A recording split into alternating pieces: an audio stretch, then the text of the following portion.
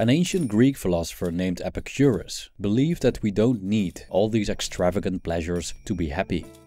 Expensive, luxurious vacations to distant places, accumulating an excessive amount of money and possessions, or acquiring power through politics will not lead us to satisfaction in the long run. If anything, such pursuits only make us crave for more and deprive us of time, energy, and in some cases, our morality. Epicurus himself chose a simple life, enjoying weak wine, bread and cheese, and discussing philosophy with friends. The video Why Letting Go is True Wealth attempted to define a philosophical outlook on minimalism. People use the word minimalism in different contexts. In music, it's a style characterized by simplicity. There's minimalistic art that uses only simple and abstract forms. And recently, there's been a surge in people adopting minimalism as a lifestyle by minimizing their possessions to get rid of unnecessary clutter. These forms of minimalism seem to have one common denominator. They use the minimal to achieve a goal, whether it's a nice piece of music or art or a pleasant living environment. But could we apply this principle to our overall well-being as well? How can we live happy, prosperous lives without breaking the bank? How can we be satisfied without cost? How can we be wealthy with only the bare minimum? Several philosophers of the past shed their light on questions like these. This video explores different views on wealth, desire and pleasure, and how being rich can be pretty cheap.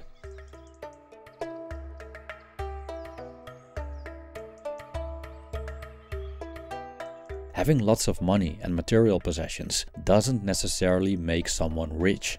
Often, but not always, wealthy people crave to accumulate more while being afraid of losing what they have. They live with stress, mistrust of others, and sometimes are entirely isolated from the masses who aren't financially well off. These people may successfully accumulate material wealth, but in many cases, this doesn't happen without significant sacrifice.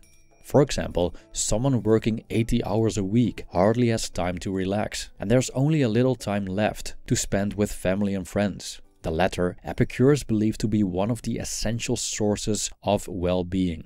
Moreover, according to a study in the American Journal of Industrial Medicine, consistently working more than 40 hours a week is detrimental to our health, as the risk of coronary heart disease increases significantly. Another study, published in the Journal of Occupational and Environmental Medicine, found that working more than 45 hours a week for at least 10 years was associated with an increased risk of cardiovascular disease. Of course, not all rich people overwork, and not all people who overwork are rich. But there's a correlation. A book named The Way of Zhuangzi, written by Thomas Merton, contains a series of the author's own versions of Zhuangzi's classic sayings.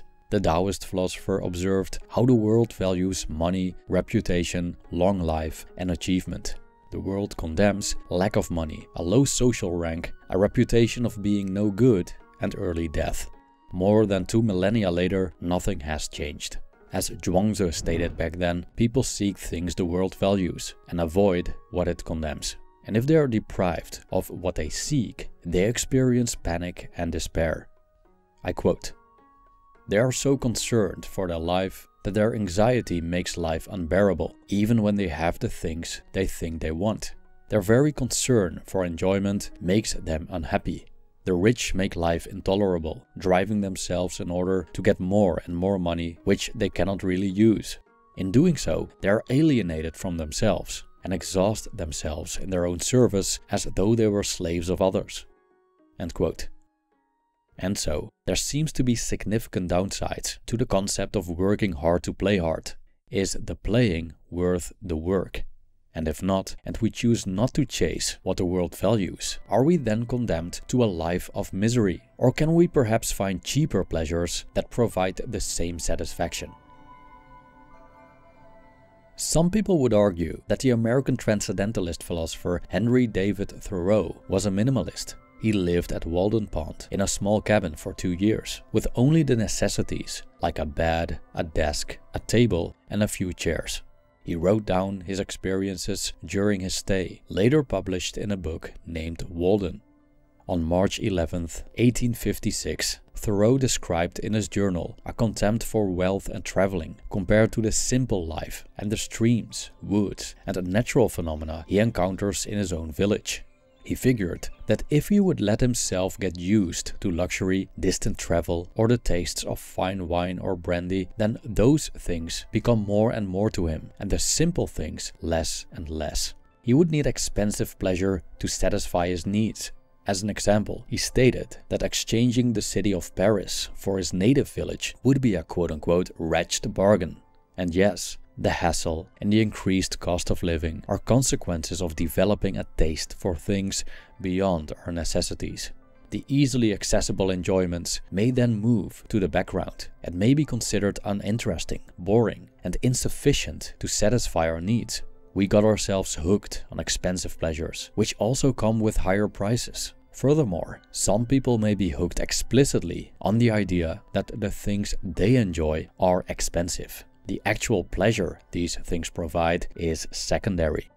Thoreau stuck to the most common events and everyday phenomena, like what his senses perceived during his daily walks, conversations with his neighbors, and the sight of marsh hawks in Concord meadows. He wrote, "In this sense, I am not ambitious. I do not wish my native soil to become exhausted and run out through neglect. Only that traveling is good which reveals to me the value of home and enables me to enjoy it better. The man is the richest whose pleasures are the cheapest." End quote. We could say that the wealthiest person isn't the one who has the most, but the one most satisfied with what he has, and that being full of desires to be fulfilled is poor, but being content is rich. "If thou wilt make a man happy, add not unto his riches, but take away from his desires," Epicurus once said. But what are these cheap pleasures Thoreau speaks about? How can we enjoy life with minimal cost? There are different ideas on what cheap pleasure entails, as pleasure is different for everyone, and whether or not something is cheap depends on one's circumstances. The 19th century author, geologist, and evolutionary thinker Robert Chambers, for example, stated in a journal that reading is an inexpensive way of deriving pleasure. He stated, "Reading, in fact, is nowadays almost as free as air. It would thus appear that all the best pleasures are the cheapest. Nature seems to tell us that we have only to restrain our wishes to what is good and pure and elevating in order to be satisfied without cost." End quote. Chambers' suggestion is in line with Arthur Schopenhauer's views on pleasure. In one of his essays, he argued that the highest pleasures are the pleasures of sensibility, or intellectual pleasures, such as thought, a taste for poetry, learning, reading, and meditation. According to Schopenhauer, all other pleasures that are not of the intellect are of a lower kind. They are always satisfied at the cost of pain. Intellectual pleasures are often very cheap. Those who enjoy them can consider living in today's day and age a blessing, as food for the intellect is widely available and basically free of cost. However, what Schopenhauer calls lower pleasures can nevertheless be cheap. For example, enjoying a nice meal doesn't have to be expensive if you cook it yourself, especially when it's a simple meal, which Epicurus would endorse. The price of walking is muscular energy, but not too much, and is, aside from that, an activity free of charge. What pleasure is most enjoyable, but also very affordable? Epicurus may have an answer to that question. His philosophy distinguished moving pleasures from static pleasures. Moving pleasures involve activity to satisfy one's desire, like eating in a restaurant when hungry. Static pleasures, however, occur when a desire is satisfied. For example, the moment one isn't hungry anymore. According to Epicurus, the highest pleasures are the passive pleasures. In other words, the lack of discomfort, or simply contentment. Like Schopenhauer's view on pleasure, Epicurus thought that moving pleasures take a lot of effort. Pursuing them could also be dangerous. Of course, the degree of effort and danger depends on the pleasure itself. For example, opening the fridge and taking out some food doesn't take a lot of effort, and most of the time isn't very dangerous. But traveling around the world requires us to earn and save a lot of money, go from place to place, negotiate with people, and keep ourselves safe in foreign areas. Static pleasure, on the other hand, takes no effort at all. It's simply the feeling of contentment after our needs are satisfied. Schopenhauer, in turn, recognizes that happiness consists, for the most part, of peace of mind and contentment.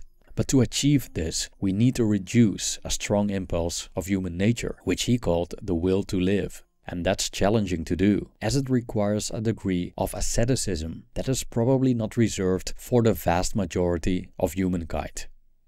So how do we achieve static pleasure? Is there a way to be content as often as possible without becoming an ascetic? If Thoreau, Chambers, Schopenhauer, Zhuangzi and Epicurus were still alive, they would have possibly agreed that satiating ourselves through simple, affordable pleasures is our best bet. Such pleasures are easy to come by and widely available. Making them the source of our enjoyment saves us from the stress we would experience if only what's scarce and expensive would satisfy our needs. The cheaper our pleasures of choice, the less time and effort we need to attain them, and the more we enjoy not wishing for anything else. If that isn't the ultimate form of minimalism, then what is? Thank you for watching.